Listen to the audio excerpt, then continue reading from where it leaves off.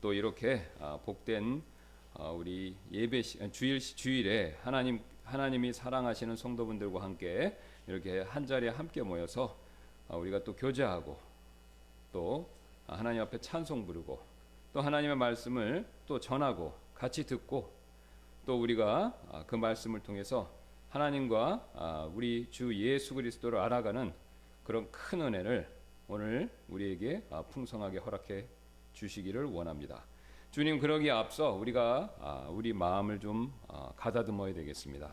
한 주일 동안 우리가 세상에 여러 가지 일들을 처리하고 또 이 일 저 일 하다 보면 근심 걱정 염려 또 낙담도 되고 그래서 우리의 마음이 불편한 구석이 없지 않아 있을 텐데 오늘 이 시간만큼은 우리의 마음과 생각을 따로 떼어서 하나님께 온전히 드릴 수 있도록 성령께서 우리의 마음을 준비시켜 주옵소서.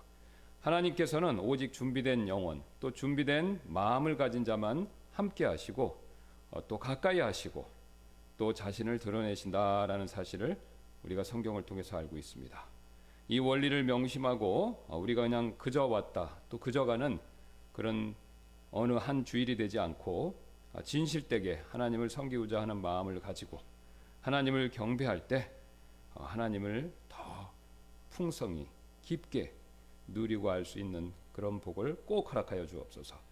또 여러 가지 어려움 한 주일 동안 당하신 분들이 있습니다. 건강상에 또 가족상 또 말 못할 여러 사정이 계신 분들이 있습니다. 하나님 기억해 주시고 위로해 주시고 오늘 또 성도 간의 교제와 하나님 말씀을 통해서 그분들에게 힘을 주시는 그런 귀한 시간이 되도록 또 하나님이 함께 해주시길 원하며 감사드리며 모든 말씀 예수님의 존귀하신 이름으로 기도드렸습니다. 아멘.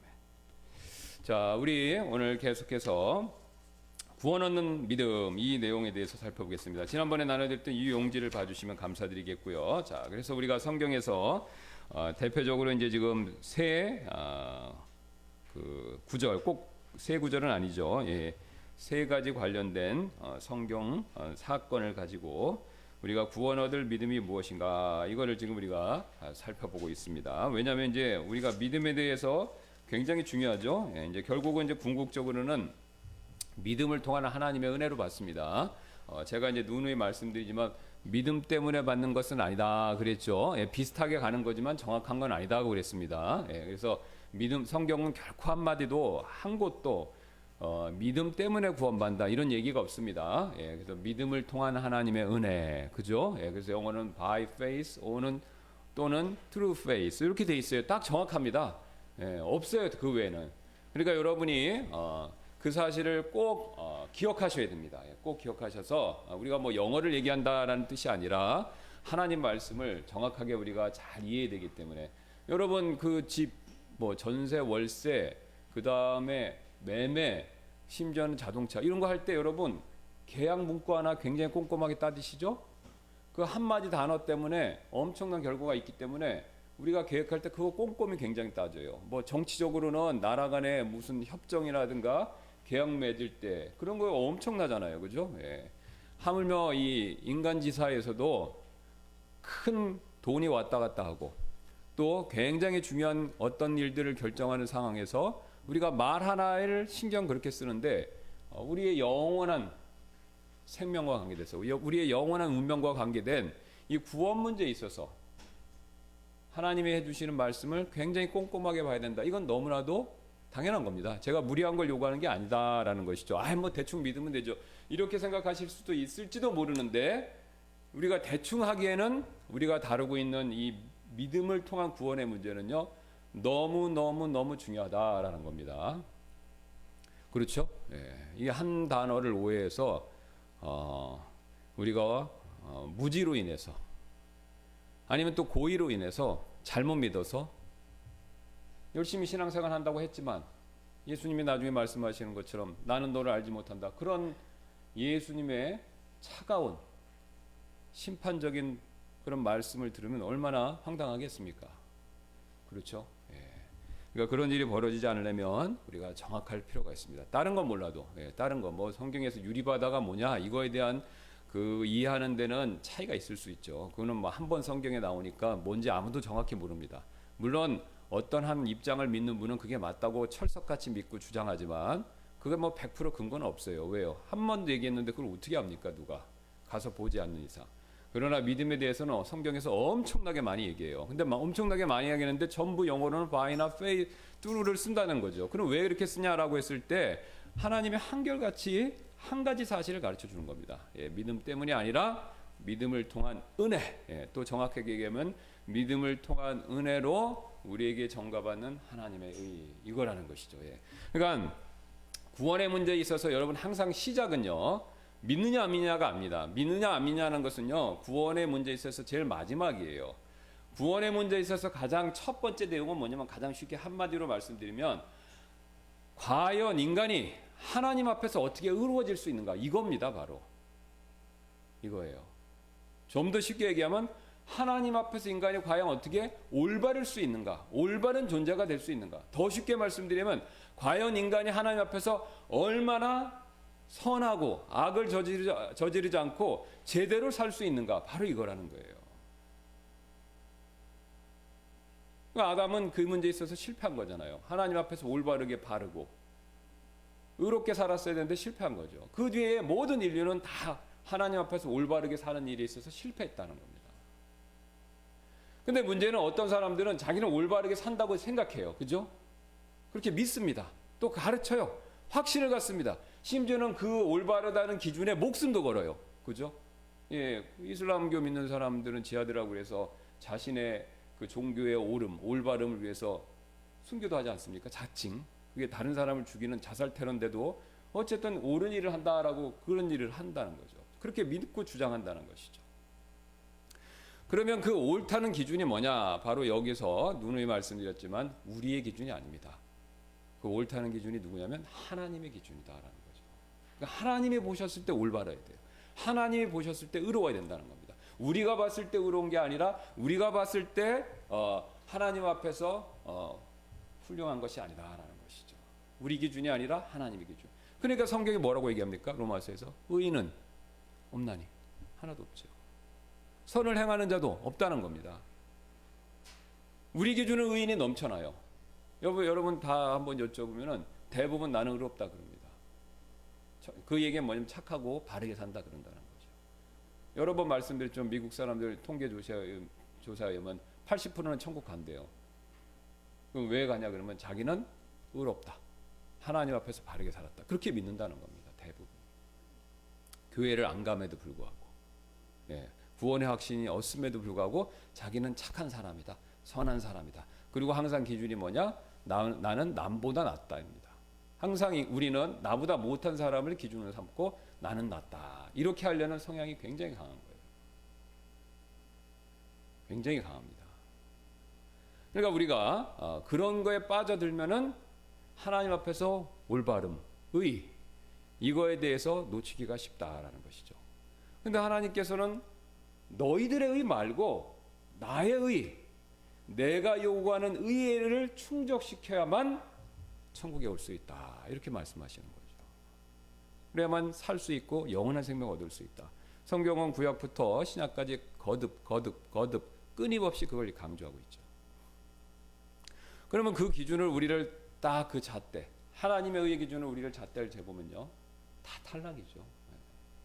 그 어떻게 탈락이라고 알 수 있냐면 율법 중에서 십계명. 여러분 십계명은 신약에도 나옵니다. 예, 그러니까 율법 중에서 제사법, 의식법, 시민법은 다 폐지됐어요. 우리는 해당 사항 없습니다.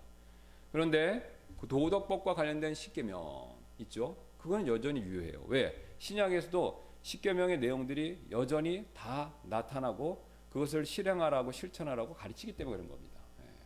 그러니까 구약과 신약의 경륜이 다르지만 그렇다고 해서 구약하고 신약이 완전 동떨어진 것은 아니다라는 것이죠. 그래서 율법은 분명히 그 십계명의 내용은 우리에게도 적용이 되는 겁니다.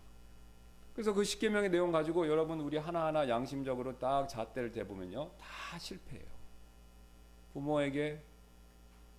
부모를 공경하라. 이거부터 시작하면 다 어렵죠. 예. 그다음 쭉쭉쭉 가다가 도둑질 안 하는 거, 그 다음에 간음 안 하는 거, 그 다음에 욕심 안 부리는 거, 그 다음 그 전에 있는 거짓말하지 않는 거. 여러분 그거에 안 걸리는 사람은 어디 있습니까? 그러니까 우리는 다 죄인인 게 명명백백하게 하나님 앞에서 드러날 수밖에 없다라는 것이죠. 자, 그러나 하나님께서 우리가 그렇게 지옥 가는 걸 아시기 때문에 그 다음부터 여러분이 우리가 잘 아는 이제 예수님의 필요성이 대두되는 거죠. 예. 그러니까 이제 우리가 요 앞의 내용은 사실 복음을 전하거나 또 내가 이렇게 하나님 말씀 읽으면서 묵상할 때 또 전도할 때 요 부분은 생각을 많이 못 하세요. 그리고 그냥 곧바로 예수님 믿으세요, 안 믿으세요? 그러니까 이제 극단적인 예가, 이게 나쁘다는 뜻이 아니라 지하철 가면 예수 천국 불신주 이래 갖고 플래카드 같은 거 하고 아니면 뒤에다 이렇게 매 갖고 이렇게 갖고 막 다니는 분들 있잖아요. 뭐 그 내용은 맞지만 거두절미 앞뒤 다 생각하고 그렇게 얘기하면은요 굉장히 이해하기가 어려운 겁니다. 그리고 굉장히 오해를 살 수도 있고, 왜 예수 믿으면 천국이고 왜 예수를 안 믿으면 지옥이냐, 그 이런 내용을 생각해보지 않은 분들한테는 이해하기가 쉽지가 않은 거죠. 그러니까 이제 그런 방법들은 나쁘다는 것이 아니라 지혜가 부족하다라는 것이죠. 그러니까 여러분이 복음을 전하고 누구 어떤 분들한테 구원받을 수 있도록 도와주려면 항상 하나님의 의부터 시작하셔야 돼요. 하나님의 의라는 말이 어려우니까 하나님 앞에서 올바로 사십니까? 이 부분부터 시작하셔야 된다는 거죠. 죄 안 짓고 바르게 사십니까? 그럼 대부분 분들은 난 착해요 그래요. 누구보다는 낫고, 뭐 악당들 이름 대면서 그 사람보단 난 착하지. 그럼 나는 하나님 앞에 올바르죠. 자, 그렇게 대부분 얘기해요. 뭐 제가 지금까지 그 구원 상담을 해보니까 100%입니다. 100%. 물론 저도 그렇게 믿었었고 옛날에 100% 다 그렇게 얘기하세요. 듣기 싫어하던가 아니 찔려갖고 듣기를 더 원치 않던가 아니면 잘 들어주면 뭐라고 그러시냐면은 나는 낫다 그겁니다. 나는 의인이다. 나는 선하게 살았다. 다 그렇게 얘기하세요. 자, 그럼 그때 우리 어떻게 해야 된다고요? 그 의의 기준, 착하다는 기준을 하늘로 가지고 올라가야 됩니다. 그 하늘로 가져가는 기준이 바로 뭐냐면 율법이에요. 바로 뭐냐면 정확하게는 십계명이다. 그러니까 십계명부터 얘기를 하면요 말씀들을 안 하세요. 그래서 제가 5계명부터 이렇게 1, 2, 3, 4, 5계명부터 이렇게 꼬박꼬박 얘기하면요 피하세요. 얼굴을 못 들고 피하고 그다음 점점 가면은 그만 얘기하자고 그럽니다. 근데 거기서 듣고 저는 맞습니다 목사님, 죄인이네요. 지옥 갈 수밖에 없습니다. 어떻게 하면 좋죠? 요 대답이 나오셔야 되는데 처음 듣고는 그런 대답이 잘 안 나오세요. 다음에 얘기합시다 이렇게 나온다는 거죠. 오늘 살펴볼 내용에 그런 모습을 보여주는 사람이 나옵니다. 여기 뒤에 나오는 벨릭스가 그런 모습인데, 자, 그래서 바로 이 하나님의 의를 통해서 죄인인 걸 깨닫게 하고 그 다음에 예수님의 필요성을 얘기해 주셔야 된다는 거죠. 그래서 예수님의 필요성을 이해했으면 그 다음에 그 예수님을 믿는데, 자, 이 믿는데도 우리가 많은 오해가 있다라고 그랬죠. 자, 믿음은 어떻게 옵니까, 여러분? 어떻게 믿을 수 있죠? 예수님께서 하신 내용을 성경에 기록되어 있죠. 그러니까 이제 예수님이 우리를 하신 이 일하신 이 놀라운 일을 알 수 있는 소스가 하나님 말씀밖에 없는 거예요. 왜냐하면 불경에 이런 게 적혀 있겠습니까? 코란에 이런 게 적혀 있겠습니까? 아니면 소크라테스가 쓰던 철학서에 이런 게 적혀 있겠습니까? 성경 외에는 없는 거죠.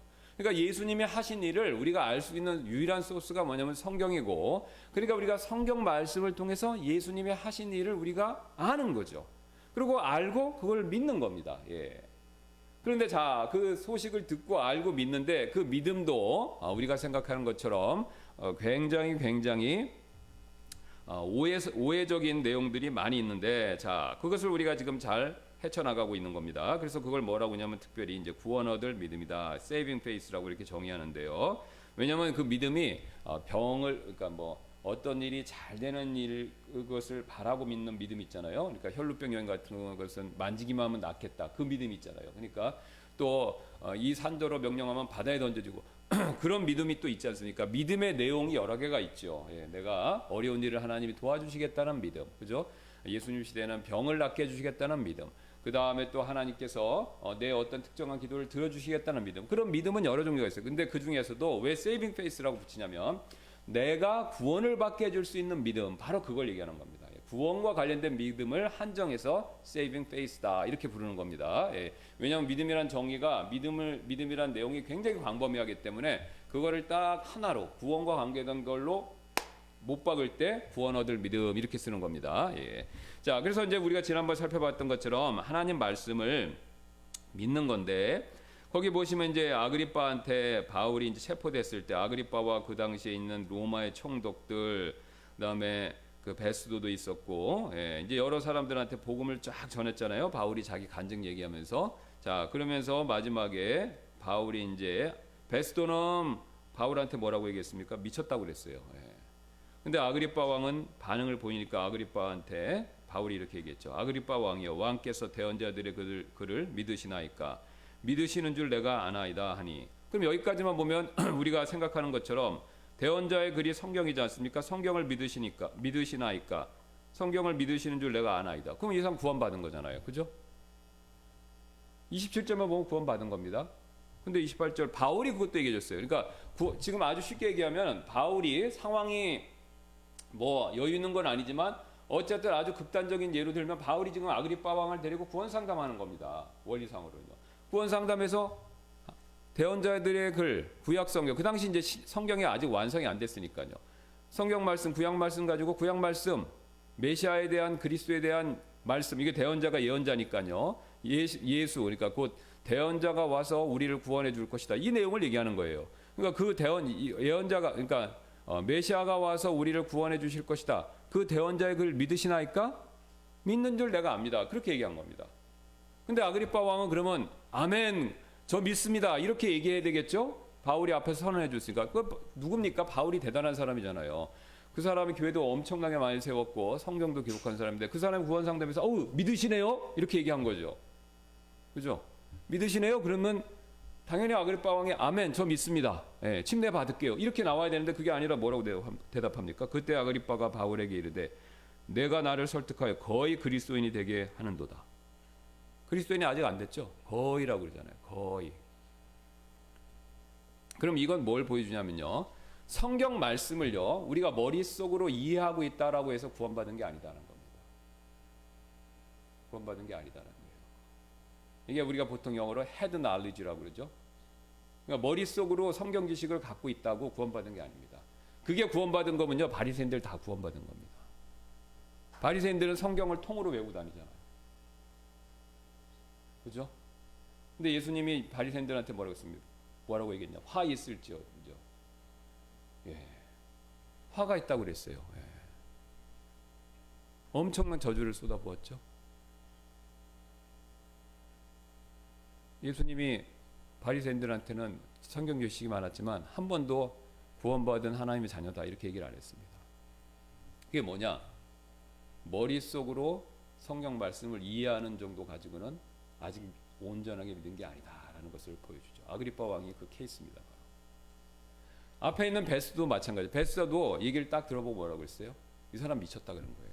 그러니까 베스도가 만약에 그 얘기를 예수님이 부활에 대한 내용을 쭉 얘기했는데 그 얘기를 이해를 못했으면 다시 한번 얘기해 보시오 바울 그랬을 텐데 그렇게 얘기 안 했습니다.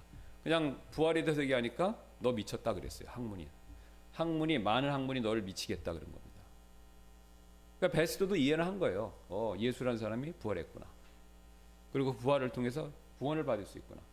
근데 그게 어떻게 가능하냐? 그러니까 머릿속으로 이해는 한 거예요. 그 바울의 말을. 자, 두 사람 다 공통점 이해했지만 둘 다 아직 구원을 못 받은. 이 사람은 튀어나갔고 그 다음에 아그리빠 왕은 거의라고 그랬어요. 그러니까 굉장히 구원에 가까웠지만 아직은 아니다라는 거죠. 자, 그러면 그 다음에 나오는 두 번째 이제 벨릭스를 한번 보겠습니다. 또 바울이 이제 벨릭스를 만나죠. 이제 총독이 바뀌었습니다. 베스도에서 이제 벨릭스가 된대. 왜냐하면 감금 상태가 오래 돼서 며칠 뒤 벨릭스가 자기 아내인 유다 여자, 이 벨릭스는 로마 총독인데 특이하게도 유대인 아내를 뒀어요. 두루실라와 함께 와서 사람을 보내 바울을 불러 그리스도를 믿는 믿음에 관해 그의 말을 듣거든. 대단하죠? 바울을 불러서 이 벨릭스가 굉장히 관심이 많은 거예요. 예수님 믿는 믿음을 자기가 직접 듣겠다 그런 거야. 유대인 아내 두루실라와 함께. 그러니까 자기 와이프하고 함께 이 그리스도를 믿는 믿음 이거에 가서 내가 좀 자세히 들어보겠다 이렇게 얘기한 겁니다. 그래서 바울을 초청한 거예요. 지금으로 치면은 초청 강사로 모신 거죠. 자, 그랬는데 보겠습니다. 바울이 의 얘기하죠. 절제와 다가올 심판에 대하여 강론하니 벨릭스가 떨며 응답하되. 그러니까 바울이 복음을 열심히 전했겠죠. 기뻐갖고 그리스도를 믿는 믿음에 대해 듣고 싶다 그러니까 잘됐다. 이 사람 벨릭스 이제 구원받을 수 있겠구나. 그래서 바울이 열심히 복음을 전한 겁니다. 열심히 구원 상담을 한 거죠.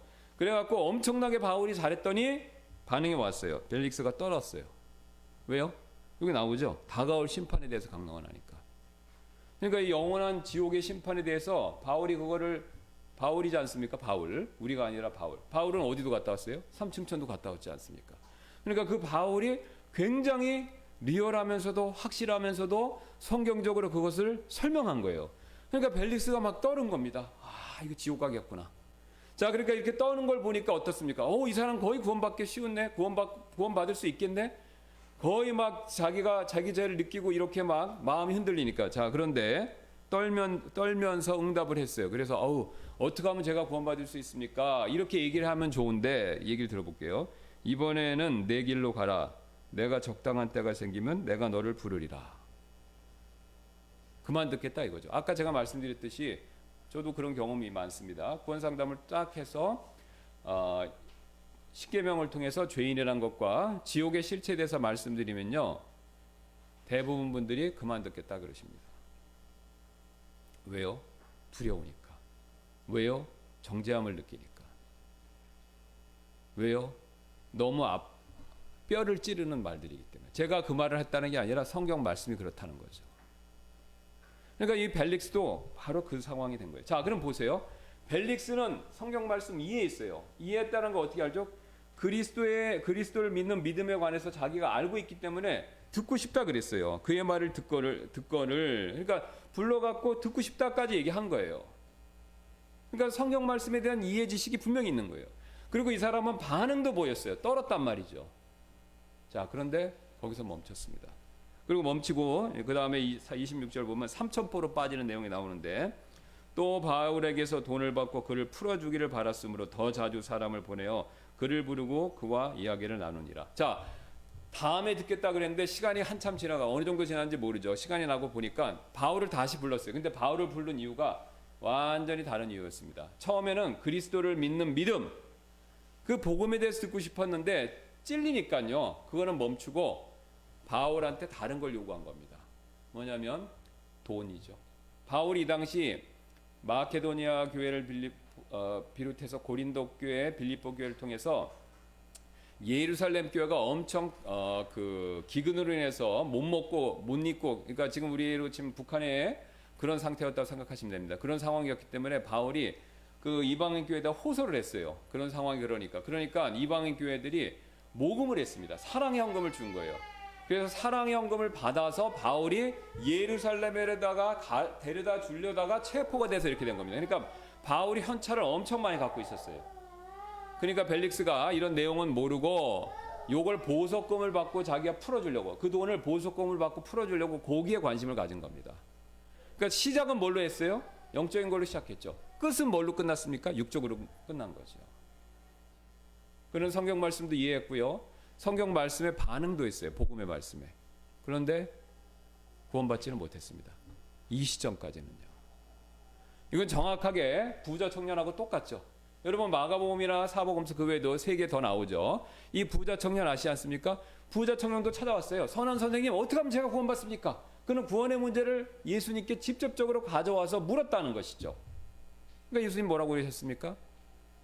율법에 이런 계명, 10계명의 내용들 이런 걸 실천하라. 그러니까 뭐라고 그랬어요? 나 그런 거 다 했습니다. 그랬다는 거죠. 어렸을 때부터. 자기가 다 한다고 했지만 실제로는 못한 거죠. 근데 이제 이 사람 역시 착각을 하고 있었던 거죠. 그러니까 예수님이 이 사람의 마음을 딱 꿰뚫어 보시고 한 가지를 정확하게 지적하셨습니다. 바로 뭐냐? 내 재산을 다 팔고 가난한 사람에 나눠주고 나를 따라오라는 거죠. 그러니까 이 사람이 어떻게 했습니까? 슬퍼하며 근심하며 돌아갔더라. 왜 돌아갔을까요? 예수님이 10번째 명령을 사용하신 거죠. 돌려서 말씀하신 겁니다. 욕심. 뭐에 대한 욕심이요? 돈에 대한 욕심. 이 사람이 부자인 거로 마음에 돈에 대한 욕심이 가득했습니다. 그러니까 예수님이 그걸 딱 지적하신 거예요. 그러니까 자기가 이 돈을 버릴 자신이 없는 거예요. 왜요? 그 돈이 자기 우상이거든요. 자기가 다른 건 몰라도 돈만큼은 하나님 앞에서 못 내려놓겠다. 이 마음이 있었던 겁니다. 그러니까 하나님이신 예수님이 그걸 딱 보시고 바로 그거야. 그거를 버려야 돼. 10번째 계명을 적용하셔서 그 청년에게 회개할 수 있는 기회를 주신 겁니다. 근데 그 청년이 어떻게 했습니까? 그냥 돌아갔죠. 여기는 벨릭스하고 똑같습니다. 벨릭스도 영으로 시작했지만, 청년처럼 영적인 것으로 시작했지만 육적인 것으로 마무리되고 말한 거죠. 이 청년처럼요. 둘 다 공통점이 돈이었습니다. 율법의 열 번째 계명인 욕심 부리지 말라. 뭐에 대한 욕심이요? 돈에 대한 욕심. 디모데서신서에 나오는 돈에 대한 욕심. 여기에 죄인인 것이 딱 드러난 겁니다.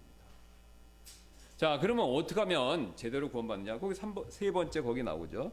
자, 보겠습니다. 사도행전 2장 36절 37절. 그런즉 이스라엘의 온 집은 확실히 알지니 너희가 십자가에 못 박은 그 동일한 예수님을 하나님께서 주와 그리스도로 삼으셨느니라 하니라. 이거 너무 잘 아시는 말씀이죠. 오순절날 이제 성령의 강림하고 나서 그 당시 이제 오순절을 지키기 위해서 만국에 흩어져 있던 유대인들, 그러니까 우리 제외 유대인들이죠. 우리로 치면요, 제외 한국인처럼 제외 외국인들이 그 명절을 지키기 위해서 지금 이스라엘 예루살렘에 다 운집해 있었죠. 자, 그때 이제 사도 베드로가 성령에 충만해서 방금 36절에 말한 예수 그리스도의 복음을 전한 겁니다. 자, 그 복음을 전하니까 37절에 이렇게 말씀하죠. 그들이 이 말을 듣고 마음속으로 찔려 베드로와 나머지 사도들에게 이르되 사람들아 형제들아 우리가 어찌할까 하거늘. 자, 여기서 굉장히 참된 믿음이 무엇인가라는 것을 이 구절에서 그들의 고백에서 볼 수 있습니다. 자, 이거 보세요. 여기 이제 그들이 이 말을 듣고, 자, 베드로의 말을 다 이해했어요. 뭐 당연히 이해했겠죠. 왜냐하면 유대인들이니까, 성경을 아는 사람이니까. 아니, 그 유대인도 다 똑같은 유대인이 아니라 유대인들이 이제 최소한 4개 명절을 지켜야 됩니다. 그러니까 어디 흩어져 살든지 4번을 와야 되는 거예요. 진짜 신실한 유대인이면, 성경적으로 사는, 구약 말씀대로 사는 유대인이면. 그럼 이 정도로 올 정도, 6월절을 지키려고 올 정도면, 5월절, 오순절까지 지키려고 올 정도면요, 성경 말씀은 기본으로 아는 사람들이에요. 그러니까 이 말을 듣고는 벌써 이해한 거예요. 그리고 이 베드로의 핵심이 뭡니까? 구약의 메시아, 헬라어로는 그리스도 보내주실 것을 하나님이 대언자 예언자를 통해서 엄청나게 많이 말씀하신 거 여러분이 아시지 않습니까? 그런데 그 메시아 그리스도를 여러분이 죽였다 이겁니다. 바로 믿지 않고. 그러니까 굉장히 찔린 거죠. 그러니까 이미 베드로의 말을 이해한 겁니다. 이 말을 듣고 그 다음에 마음속으로 찔려, 그죠? 마음속으로 찔렸어요. 옆에 나온 두 번째 나온 벨릭스랑 똑같습니다. 떠는 것처럼 이들도 마음에 찔림을 받은 거예요. 자, 찔림 받고 그 다음에 멈춘 게 아니죠. 그 다음에 어찌할까? 내가 무엇을 해야 구원을 받을 수 있습니까? 그 반응이 나온 거죠. 그러니까 여기서 우리는 자연스럽게 이 참된 믿음이라는 것은요, 먼저 하나님 말씀을 이해해야 됩니다. 지적으로 이해하는 게 필요해요. 그 다음에 그걸 지적으로 이해한 다음에 마음의 반응이 있어요. 아우, 나는 이거 듣기 싫어. 거부하는 사람이 있고요. 아, 맞아. 나는 이 말씀대로 잘못 살았어. 그래, 맞아. 나는 돈 욕심의 노예였어. 아, 맞아. 나는 사람을 우상으로 섬겼어. 아, 맞아. 나는 하나님 앞에서 올바르게 살지 못했어. 내용이야 상관없든지 어떤 거든지 하나님 앞에서 자기가 잘못 살았다, 죄인이다라는 것을 느끼는 마음의 찔림을 받는 과정이 있어야 된다는 겁니다. 근데 여기서 멈추면 안 돼요. 찔림 받고도, 왜냐면 여기 보시면 벨릭스는 지금 찔림 받고도 3,000포로 빠졌잖아요. 부자 청년도 찔림도 받았지만 그냥 돌아가 버렸어요. 그 찔림 받고도 멈출 수가 있습니다. 그럼 어떻게 되냐? 마지막으로 자신의 의지를 사용해서 지금 이 3,000명의 유대인들처럼 어떻게 해야 됩니까? 어떻게 해야 내가 구원받을 수 있습니까? 내가 자신이 의지를 써서 예수님을 진실되게 붙들어야 되겠다. 이게 영어로 이제 트러스트가 됩니다. 여러분 이제 빌리브하고 트러스트는 차이가 좀 있어요. 뭐 거의 구별 차이는 없는데, 내가 결심을 해서 이렇게 딱 붙들 때는, 그때는 빌리브란 말을 안 쓰고요, 트러스트란 말을 써요, 보통. 이게 보통 그렇게 돼 있어요. 그러니까 빌리브보다는 트러스트가 좀 더 강한 겁니다. 그래서 요 상황이 바로 뭐냐면, 자기가 의지를 써서 딱 예수님을 붙들겠다, 복음에 순종하겠다. 뭐 표현은 여러 가지가 있어요. 여러분 아시는 대로. 바로 요 단계까지 가야 참된 믿음이 되는 겁니다. 자, 오해하시면 안 되는 게 뭐냐면, 구원은 과정이 아닙니다, 절대로. 그죠? 자, 구원은 과정이 아니에요. 그러나 구원받기 전까지 일종의 여정이라는 건 존재해요. 그러니까 쉬운 얘기로 우리가 구원받으면 거듭나지 않습니까? 거듭난다는 건요, 아기가 태어나는 것과 같아요. 예수님이 그걸 비유해서 말씀하셨으니까. 자, 아기가 태어나는 건 순간이에요, 그죠? 물론 1초에 태어나는 건 아니지만, 아기가 태어나는 건 순간이지만, 아기가 태어나기 전까지의 어머님 뱃속에 10달의 시간이 필요합니다. 그거 마찬가지로 복음의 말씀을 듣고 어떤 사람, 물론 꼭 10달이라는 건 아니에요. 어떤 사람은 10달이 아니라 한 달일 수도 있고, 어떤 사람은 그게 1시간일 수도 있어요. 그건 사람에 따라 다 틀립니다만, 어쨌든 이 하나님의 복음의 말씀을 듣고 그걸 이해하고 마음의 찔림을 받고 또 이것을 완전히 제가 내려놓을 때까지 약간의 과정이 필요하다는 거예요. 근데 마지막에 예수님을 딱 붙들었을 때 그때는 한순간인 거예요. 그때 딱 구원받는 거고 그때 딱 거듭나는 겁니다. 그러니까 이 차이점을 잘 구별하셔야 돼요. 그래서 우리가 신학적으로 요 앞에 있죠. 지금 듣고 이해하고 찔림 받고 있죠. 그다음 믿고 요 과정을 우리가 보통 회심이다 이렇게 얘기합니다. 회심. 그러니까 이게 마음이 바뀐다 이겁니다. 이걸 회심이라고 부르는 거예요. 그리고 이제 그걸 여기서 이제 좀 더 이제 다음에 자세히 말씀드리겠지만 이 과정에 있어서 예수님이 아닌 것에서 예수님을 돌기 때문에 그거를 또 이제 우리가 회개다 이렇게 얘기를 하는 거고요. 자, 그래서 어쨌든 우리가 마지막에 완전하게 마음속으로 어떻게 내가 해야 구원받습니까? 라는 내 의지를 사용하는 그 부분까지 가야 참된 믿음이다라는 것을 우리가 살펴봤는데 오늘은 여기까지 하고 우리 이어서 다음 시간 또 살펴보도록 하겠습니다. 제가 기도하고 마치겠습니다. 감사합니다. 하나님께서 또 우리가 참된 믿음, 구원 얻는 믿음에 대해서 살펴봤는데 우리가 이 내용을 잘 숙지해서 내 자신을 먼저 점검하고 그 다음에 우리가 다른 사람들에게 복음을 전할 때도 우리가 이 원리를 잘 이해해서 다른 분들이 정말로 구원 얻을 믿음을 갖고 구원받을 수 있도록 하나님께서 그렇게 우리를 사용해 주시길 원합니다. 이 시간 이후에 있을 우리가 예배 시간에도 하나님께서 함께 해주시길 원하며 감사드리며 모든 말씀 예수님의 존귀하신 이름으로 기도드렸습니다.